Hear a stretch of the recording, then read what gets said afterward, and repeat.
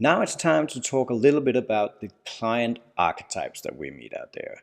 And some might claim that there are as many types of customers as there are customers. So we try to group them into some categories, but I'm fairly certain that we are not targeting everyone. So there's definitely customers archetypes out there that we're not targeting. But these are some of the people that we meet when we're talking to customers all around the world. And they kind of fall into these following categories. So first off, we have the brand. So the stakeholder archetype here is, of course, the CMO. It's the marketing, it's the brand experience that is most important. And for these people, the whole content and commerce story resonates really well. So they're not too focused about the e-commerce elements about it. They're not too focused about conversion rates or abandoned baskets or all those kind of things. Their primary concern is that the brand is represented in the best way possible and that the customer experience is key here. So these are very interesting working with, because from this perspective, the whole CMS, content and commerce story resonates, and we can tell that story over and over again. And you can back this up by some beautiful examples of how the brand has become the focus of the website and the web store. So it's not just another product page with another product listing. No, you can cater for that by throwing in bits and pieces that will underline and underpin that customer experience and give the brand their special flavor. Another customer archetype is the ones we affectionately call, we know commerce is important, but, and this organization might have another purpose in life, but commerce has somehow popped up and they need to somehow address this. So typically they're pretty immature commerce-wise. It's not their first focus. They need it in order to fulfill other types of businesses. It might sometimes even be first-generation commerce customers, so they will need a lot of guidance in here. It can often be a simple solution to sell.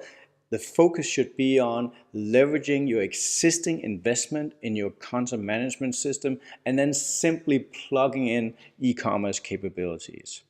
Even though it's a simple solution, budgets can often be an issue in these cases because the obvious return on investment is not there, not from a money point of perspective or from a brand or a marketing perspective.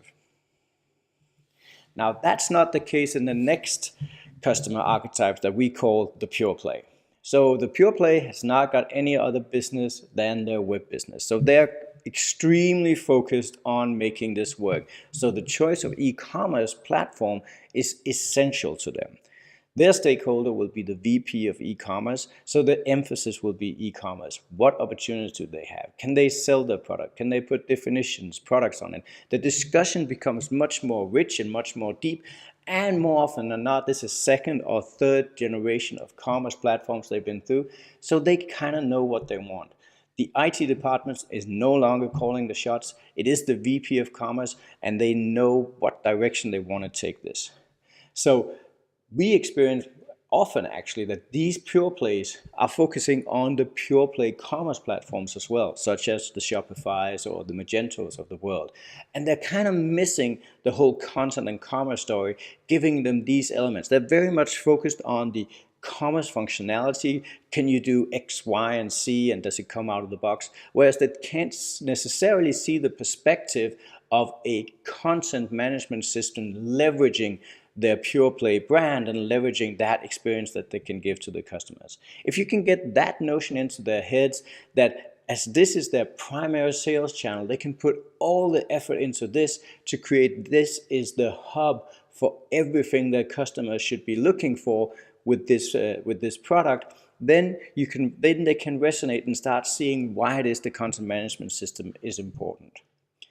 Another functionality that is important for these pure players are, of course, the multi-channel, multi-market approach, because more often than not, they will not be limited to one market. They need to expand their markets in order to gain sufficient revenues to run the business. So they will focus on expansion, more markets, more segments, more territories, and so on and so forth, which gives this whole idea of the commerce platforms with the individual taxes, with shipping options, with payment option, currencies, languages, and everything that is contained in Ucommerce, then all of a sudden that rings true.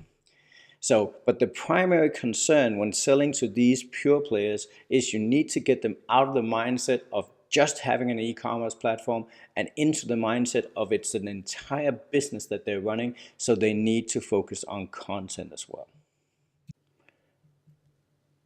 Now, talking about the manufacturer or the distributor, this is a case where the stakeholder is the CIO. And it's a classic B2B setting where they basically want to have their ERP logic out on the web front so that all of their customers can buy exactly they could when they're, instead of faxing or calling in. So their concern or their worry is primarily around, can we actually manage to get their ERP out on the front end? Is it possible to get these complex pricing rules out and have price per customer and all these kind of things? There's also more often than not a concern about inventory. Can we handle that? There's multiple warehouse location, real-time updates and all these kind of things. There's a lot of business complexities and a lot of business rules associated with this type of business. And the typical argument would be that you should stick with what you already have. If it works, don't fix it. But that's where you can use Ucommerce's framework first approach to actually override, for instance, the pricing engine, and then just export prices directly from ERP. These customers are typically either first or second generation e-commerce. They don't have a lot of requirements in terms of e-commerce. They just want to be able to sell their stuff online and then just cut down on the manual, tedious processes they have internally. The large B2B customers are typically more digital advanced and will require more of this, whereas the smaller B2B customers, they're very easy to satisfy and they tend to be first generation customers.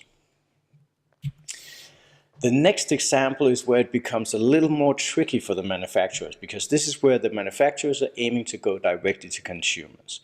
And this can be very thought-provocative for a number of these manufacturers because it's a completely different space that they're moving into. The stakeholder is still the CIO, but here there is a concern about channel conflicts with their existing distribution channels, that be the brick and mortar store, retail, or other channels. So this is where the B2B tries to be B2C.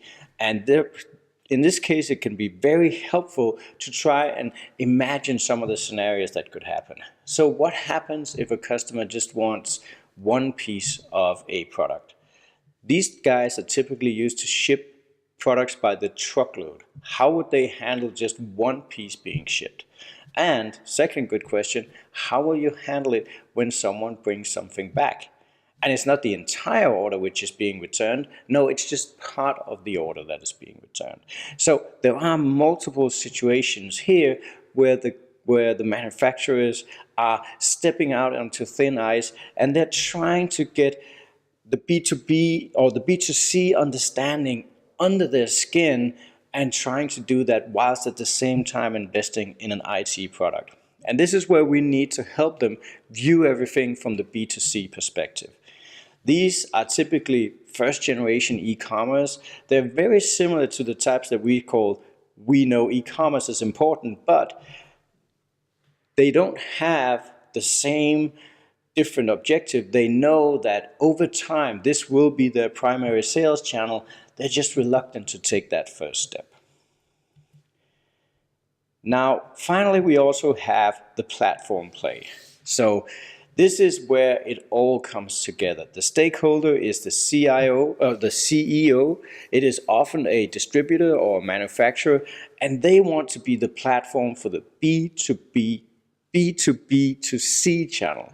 So they want to be the marketplace that gathers all of the information up. So they will deliver a store for each retailer or distribution in one single overall solution.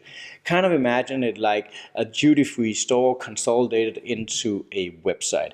So all of these different brands or manufacturers or vendors can actually consolidate into one website and thereby have a presence. So the platform play is very much about integrations. They want to make sure that everyone is integrated, and there can be multiple systems that they need to integrate to. It can look very, very interesting from a sales perspective because there is a lot of work involved. There's a lot of integrations and a lot of service in there. But our experience is that although it's tempting to go down this route, many people fail and cannot get this realized. There is only one Amazon, there's only one Alibaba, and there's a reason for that.